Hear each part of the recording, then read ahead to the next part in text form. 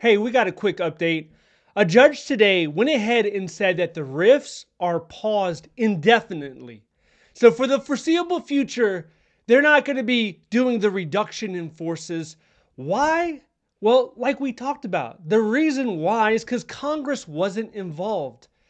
And the judge previously asked the agencies to reveal their plans, like who's getting cut, what offices are getting cut. And not every agency revealed the plan, but the judge saw four of them. Four agencies actually submitted their plans. When the judge was looking at it, she was like, no, this ain't it. An agency wouldn't do this on their own. This is coming from somewhere else. We got to figure this out. Congress hasn't been involved. You have to involve Congress when you're making these sudden, huge movements that's going to change the face of the federal workforce for the foreseeable future. You have to involve the people's elected representatives. You have to send it through Congress. Now, the Trump administration, they don't like this at all. They're appealing it.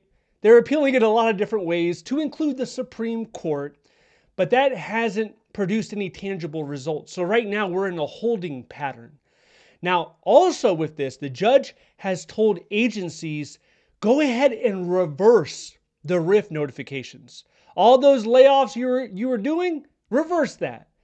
So that's what we're seeing in certain agencies like the HHS, which comes to mind because I know they were so quick to cut their workers. HHS, EPA, they were just dying to get rid of their workers.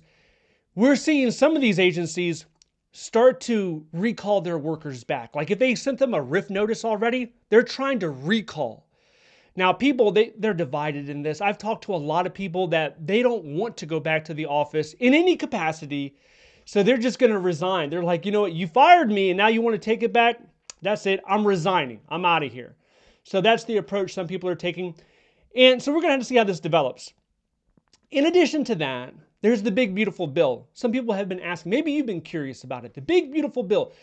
Some of the strikes, some of the stuff that was removed out of there was the high five when it comes to the pension calculation. You know how you had the high 5 years? That's the change they wanted to make, because originally it was the high 3. That whole conversation got pulled out of the bill. So it's still the high 3 years as of right now. And another thing was the 4.4% that they're trying to make everyone pay when they contribute to their pension system. That was pulled out of the bill as well.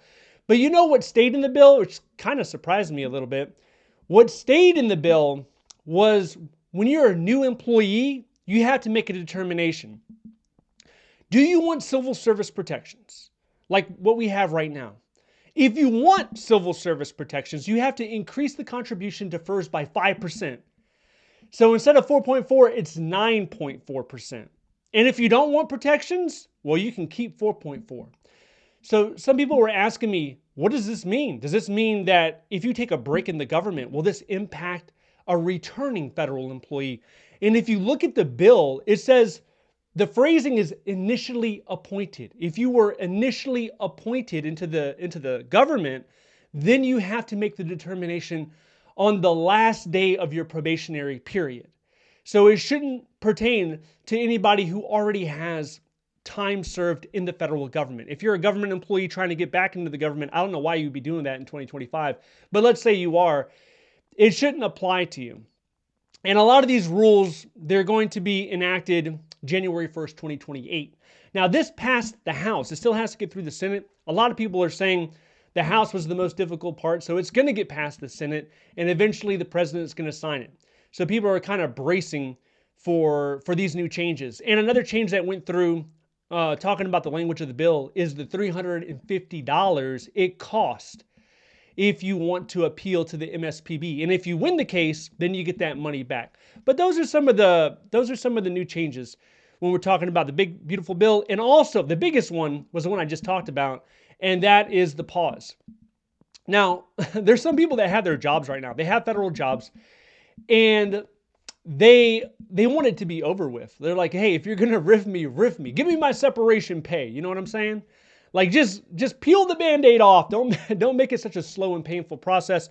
And unfortunately, right now, that's exactly what it is. It's a slow and painful process for a lot of people. So you can either wait or you can just pivot. You can find something else to do, start applying to private sector jobs, apply to different levels of government, as I've been saying. Now, one thing to keep in mind when you're looking for state and county and city government opportunities, a lot of that money, some of that money, I'm not going to say a lot of it, it depends on what state you're in, right? But some of that money comes from the federal government. The federal government subsidizes a lot of programs. So if the federal government stops giving as much money to the state, then yeah, that's going to impact state opportunities where you're living at. I don't know where you live at, but that's something to keep in mind. So contracting is always an option. In the DC area, they're cutting contracts. A lot of friends that I speak with, they're, either they have been laid off or they've been given kind of a warning. Like the gossip around the office is the layoffs are coming. So that's something else to keep in mind. I wanted to get this stuff out to you pretty quick. So this isn't like a regular video. And I also want to let you know something else because I'm about to upload this thing with limited edits.